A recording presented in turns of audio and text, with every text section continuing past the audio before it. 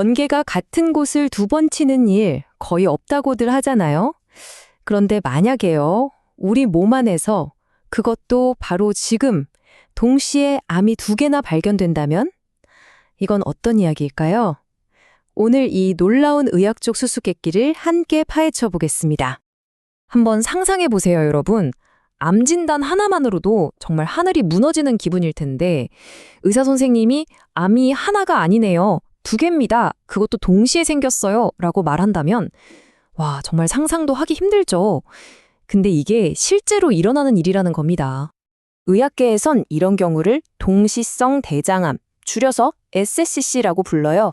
여기서 진짜 중요한 포인트는 이게 한 군데서 암이 생겨서 다른 곳으로 퍼져나간 전이랑은 완전히 다르다는 거예요. 비유하자면 서로 다른 씨앗이 각자 다른 땅에서 동시에 싹을 틔운 것과 같다고 할 수 있죠. 완전히 별개의 암이라는 겁니다. 자, 바로 이 지점에서 오늘의 핵심 질문이 나옵니다. 과연 이건 그냥 운이 지독하게 없어서 생긴 일일까요? 아니면 우리가 아는 일반적인 암과는 아예 근본부터 다른 완전히 새로운 종류의 질병을 마주하고 있는 걸까요? 지금부터 그 속을 한번 들여다보겠습니다. 좋습니다. 그럼 이 미스테리한 질병의 프로파일링부터 시작해 볼까요? 대체 어떤 사람들이 우리 몸의 어느 부위에서 이런 현상을 겪게 되는 건지 가장 기본적인 단서부터 하나씩 따라가 보죠. 처음엔 엄청 희귀할 것 같잖아요. 근데 놀랍게도 꼭 그렇지만은 않아요.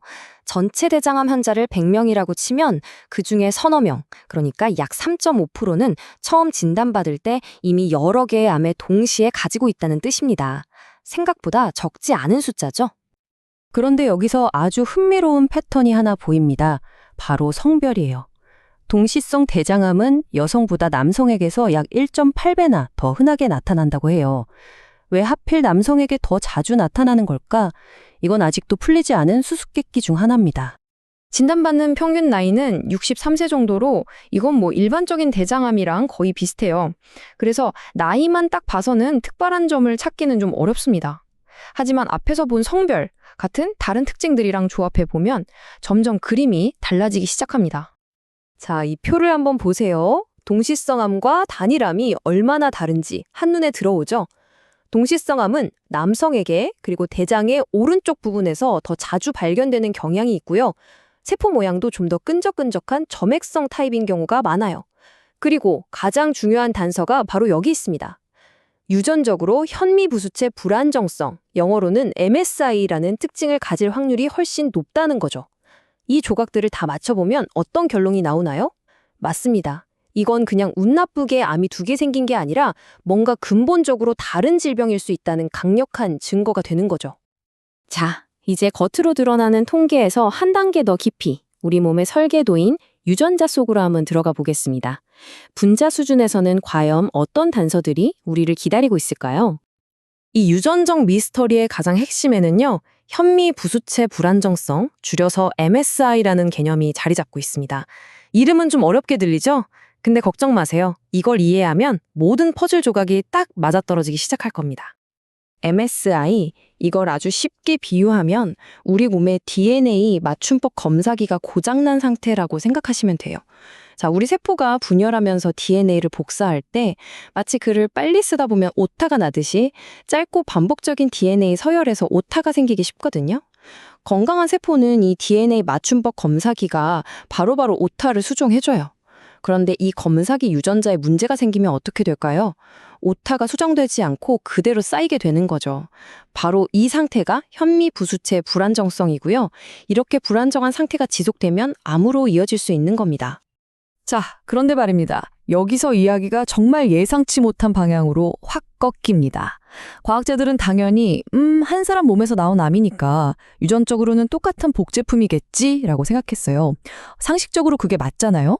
하지만 실제 유전자를 딱 들여다본 순간 결과는 정말 충격적이었습니다.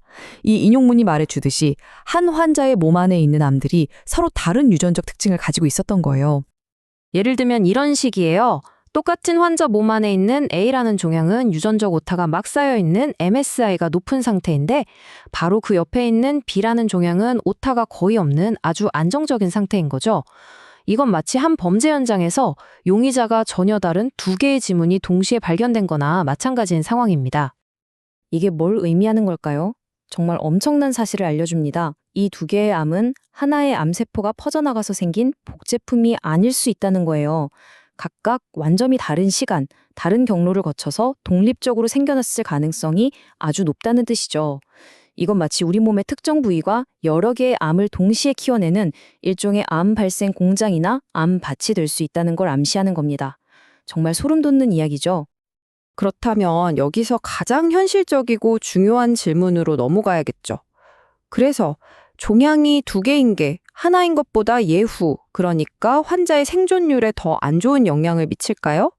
그냥 생각해보면 당연히 더 나쁠 것 같은데 과연 진실은 어떨까요? 이 질문의 답을 찾으려고 정말 수많은 연구가 진행됐는데요. 결과가 이 차트에서 보시는 것처럼 아주 제각각이었어요. 어떤 연구에서는 예후가 더 나쁘다. 다른 연구에서는 별 차이 없다. 심지어 어떤 연구에서는 오히려 조금 더 낫다는 결과까지 나왔어요. 그야말로 학계에서는 엄청 뜨거운 논쟁거리였죠. 하지만 이 혼란스러웠던 논쟁도 수많은 데이터를 종합해서 분석한 끝에 마침내 하나의 결론으로 모아졌습니다. 그 결론은 정말 놀랍게도 대부분의 경우 동시성 대장암 환자의 생존율이 암이 하나인 환자와 크게 다르지 않다는 겁니다. 우리가 생각했던 것과는 좀 다르죠? 암의 개수가 예후를 결정하는 절대적인 요인은 아니었던 거예요. 아니, 어떻게 그럴 수가 있죠? 바로 이 인용문이 그 답을 줍니다. 한 환자의 미래는 단순히 암의 개수 하나로 결정되는 게 아니라는 거예요. 암이 얼마나 진행되는지, 즉 병기가 몇 개인지, 암의 위치가 어디인지, 또 어떤 유전적 특징을 가졌는지 같은 훨씬 더 중요한 변수들이 많다는 거죠. 다시 말해서 암이 두 개다라는 사실 자체가 생존율을 예측하는 가장 강력한 단서는 아니라는 의미입니다. 자, 그럼 이제 마지막으로 이 모든 정보들이 실제 환자들의 진단과 치료 과정에서 어떤 의미를 갖는지 한번 정리해 보겠습니다. 동시성 암을 모두 찾아내는 건 생각보다 쉽지 않은 일입니다. 왜냐하면 큰 암이 장을 꽉 막고 있어서 내시경이 더 깊이 들어가지 못할 수도 있고요.